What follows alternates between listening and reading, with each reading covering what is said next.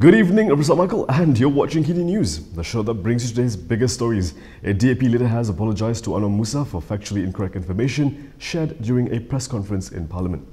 DAP MP Tan Kok Wai has apologised to Federal Territories Minister Annuar Musa for claiming that 42 Kuala Lumpur City Hall land plots were sold since the UMNO leader took over the ministry. Commenting on his apology, Tan said it was the right thing to do. He also admitted making the comment based on factually incorrect information. Tan said because of this, as a gentleman, it was only right for him to tender his apology. Asked if Anwar had accepted his apology, Tan said that was not important, but it was the right thing for him to do. In a Twitter post, Anwar said Tan met him at his office this afternoon, where he submitted a letter of apology and retracted his accusation. On November 18th, Malaysia Kini had reported Tan's allegation, which was made during a press conference in Parliament.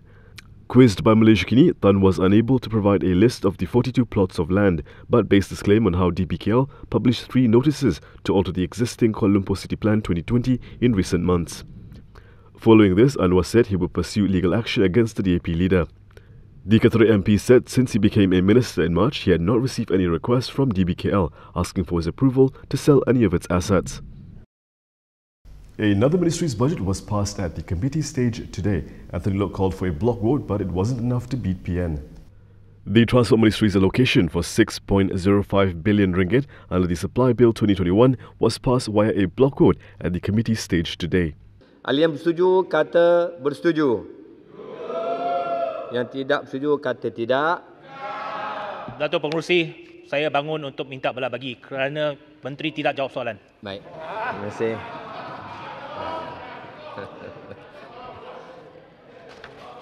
Yang berhormat, oleh sebab lebih daripada 15 orang bangun meminta diadakan belah bahagian, maka mengikut Peraturan Mesyuarat 464, saya memerintahkan supaya satu belah bahagian diadakan sekarang.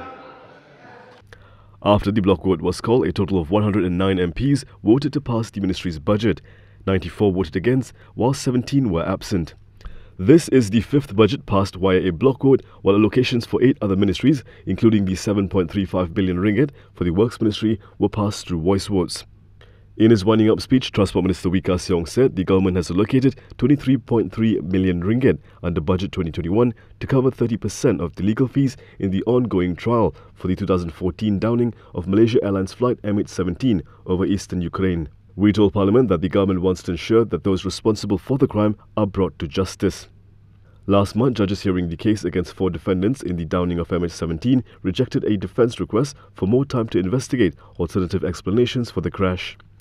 MH17 was flying from Amsterdam to Kuala Lumpur when it was shot down by a missile fight from the territory held by pro-Russian rebels during fighting with Ukrainian government troops, international investigators say. All 298 people on board were killed, 2/3 of them Dutch nationals. Malaysia now has over 11,000 active cases. Let's take a look at the country's latest COVID-19 situation. Malaysia reported 1,600 new COVID-19 cases today, with Negeri Sembilan alone reporting 541 new cases. The Bakti cluster in the state contributed 500 new cases. This is followed by Selangor and Sabah with 426 and 248 cases respectively. Meanwhile, the Health Ministry also reported 2 new deaths, both in Sabah. With the large number of new cases today, Malaysia now has 11,039 active cases. UMNO appears to have a candidate for the Perak MP post. A total of 25 UMNO assembly persons and 1 Bersatu assembly person have thrown their support behind Perak UMNO Liaison Chief Sarani Mohamad as Menteri Besar. The declaration of support was done through a signed statutory declaration. Malay Daily Sinar Harian quoted a source as saying that the number grew from an initial 15 UMNO assembly persons declaring their support through the SD. A simple majority to form the state government requires 30 seats. Following the ouster of Bersatu Menteri Besar Ahmad Faizal Azumu and his state administration, PAS had reiterated that would not be involved in any efforts to form a new Perak government. The political crisis in Perak began after Faizal was removed from the state's top post via a confidence vote in the State Assembly sitting last Friday. During the vote, 24 out of 25 UMNO assembly persons joined another 24 opposition Pakatan Harapan assembly persons to vote against him, causing him to lose his majority support. Only 10 state representatives backed Faizal. A source told Malaysia Kini that a Perak UMNO meeting had decided to nominate Sarani, who is the Kota Tampan assembly person, as Faizal's successor. In a turn of events, Pera UMNO had negotiated with opposition parties DAP, PKR and Amanah to form a state government, a move which opened the possible alliance to mix criticism from all sides, notably from UMNO and DAP supporters. Perak DAP chief Ngarko Meng, in an open letter written in Chinese, explained that if the alliance materializes, he would abstain from taking up any position. If you're wondering how much the government is spending to procure Pfizer's COVID-19 vaccine, you'll have to keep wondering. Not all of the 3 billion ringgit allocation under Budget 2021 will be used to obtain COVID-19 vaccines from US drug maker Pfizer, according to Science, Technology and Innovation Minister Khairi Jamaluddin. Khairi told Parliament today that he was made aware of a viral statement attributed to Tengku Razaleigh Hamzah on the cost to purchase Pfizer vaccines.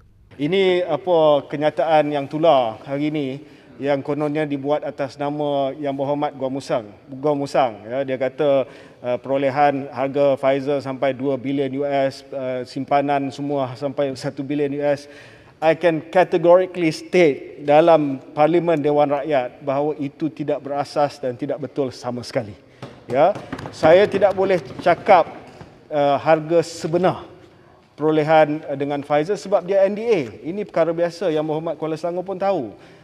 Khairi was responding to Kuala Selangor MP Zulkifli Ahmad, who alluded to Tengku Razalegh's claim as reported by Asra Awani. Khairi added that the actual procurement costs from Pfizer could not be revealed due to a non-disclosure agreement. Earlier today, the minister said the government has so far signed 2 agreements to secure enough supply for COVID-19 vaccines for 30% of the population.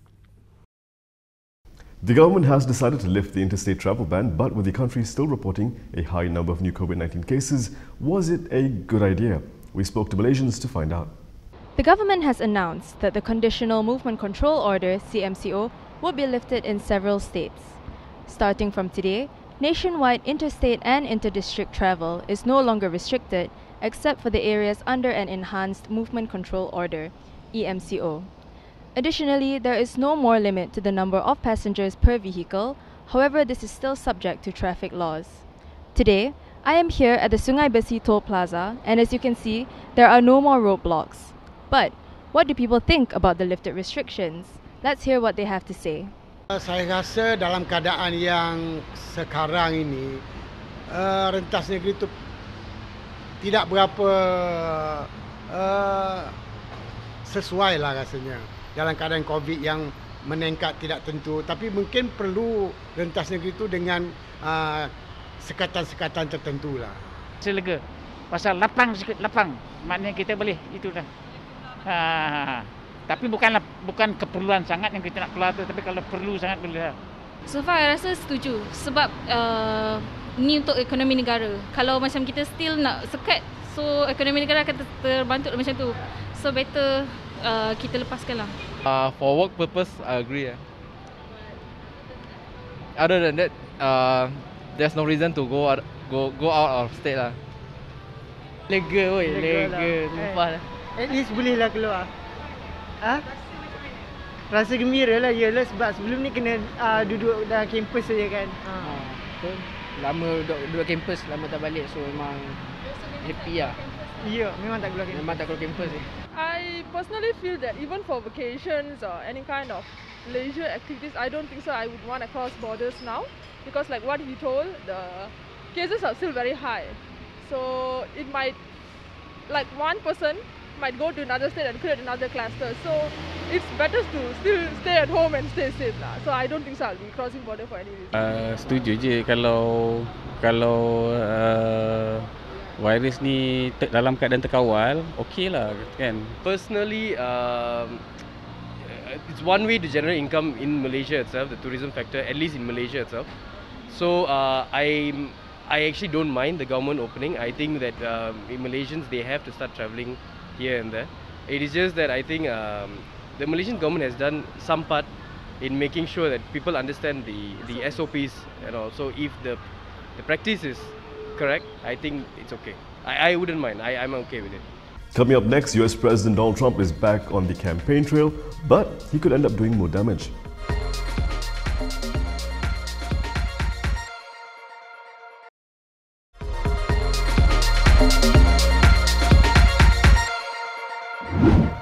US President Donald Trump campaigned in Georgia on Saturday for 2 Republican senators at a rally that some in his party fear could end up hurting, not helping. Addressing a sea of red supporters, US President Donald Trump campaigned in Georgia on Saturday for two Republican senators, David Perdue and Kelly Loeffler, before evening vote in Georgia's Senate runoff elections, less than 2 weeks away. Trump pivoted between baseless claims calling the presidential election a fraud, but in the same breath urged his base to vote for the Republican senators. This election was rigged, and we can't let it happen to two of the greatest, most respected people in Washington. We can't let it happen again. But some in Trump's party fear his campaign could hurt, not help their chances. The races will determine which party controls the US Senate. If Republicans win one seat, they will retain their majority and be able to block much of Democrat Joe Biden's legislative agenda. The Democrats, who already have a majority in the House of Representatives, need Georgia challengers to win both seats to control the Senate. The voters of Georgia will determine which party runs every committee, writes every piece of legislation, controls every single taxpayer dollar. Very simply, you will decide whether your children will grow up in a socialist country or whether they will grow up in a free country. Trump also repeated his attacks on Republicans who have refused to back him, including Georgia's Governor Brian Kemp. As the crowd chanted "Stop the Steal," Trump took a swipe at Kemp. Quote, "Your governor could stop it very easily if he knew what the hell he was doing." Earlier on Saturday, Trump phoned Kemp and pressured the governor on Twitter to take further steps to help him overrun the election results. The outgoing president's claims of widespread voter fraud has been rejected by state and federal officials. Biden said he would visit Georgia to campaign for the Democratic candidates, but did not give a timetable for his trip. A range of new measures are being implemented in South Korea as the country recorded its highest daily total of new coronavirus cases. South Korea will impose heightened social distancing rules for the capital and surrounding areas, health officials said on Sunday, amid the country's largest wave of coronavirus infections in 9 months. The Korea Disease Control and Prevention Agency reported 631 new cases as of midnight on Saturday, the largest daily tally since a peak in February and early March. Despite seeing initial success through steps including aggressive contact tracing, nearly a month of triple-digit daily infections has brought South Korea's total to more than 37,545 deaths. On Sunday, the health minister said the country was in a very dangerous situation that is on the verge of expanding into a nationwide pandemic. Under measures starting on Tuesday, gatherings of 50 or more people are prohibited, gyms and karaoke bars must close, religious services must be online or by broadcast, and stricter attendance limits will be placed on school classes. Many of the recent cases are centered on Seoul, and Sunday's rule change is in addition to unprecedented curfews that came into effect in the capital on Saturday, where most establishments have to close at 9 p.m. and public transport has been cut back by 30% in the evenings. The hug bubble is helping seniors in a French nursing home get closer to their loved ones. 97-year-old Colette Dupas, a nursing home resident in Jumont, France, has been taking precautions against COVID-19. She's been limited to speaking with her family via video call or through a window, but now Dupas is able to feel their touch through plastic thanks to an inflatable tunnel known as the hug bubble. Dupas' daughters recently visited her, putting one arm through an airtight, sealed plastic sleeve to reach their mother and stroke her hair. Stephanie is an assistant at the nursing home. It has brought comforts. Residents would see their relatives through a window or through a camera, and they were really missing having real contact, and they are getting a lot of love. Before Dupas' daughters left, they took turns kissing their mother on their cheek through the plastic. After guests leave, an employee disinfects the plastic sheet to prepare for another loving encounter in the hug bubble. And that is all from me today. For more stories, you can go to KiniTV.com. You can also follow us on Instagram, Twitter, YouTube and Facebook for the latest news updates. I'll be back with more tomorrow, same time, same place. I'm Prasad Michael. Thank you for watching.